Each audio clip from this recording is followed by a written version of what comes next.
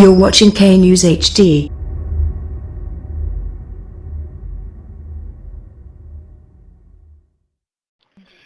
अस्सलामुअलैकुम, आप देख रहे हैं के न्यूज चैनल। अवाम की बेहतरी के लिए ही लॉकडाउन किया गया है और तमाम हिफाजती तदाबीर अवाम के लिए ही की जा रही हैं। घर में रहें, अपनी जान बचाएं, घर वालों की हिफाजत करें। कोरोना आपके घर चलकर कभी नहीं आता, आप बाहर से उसे अपने साथ घर लेकर आते हैं। हुकूमती इक़दामात का एहतराम करें, जिएं और औरों को भी जीने दें।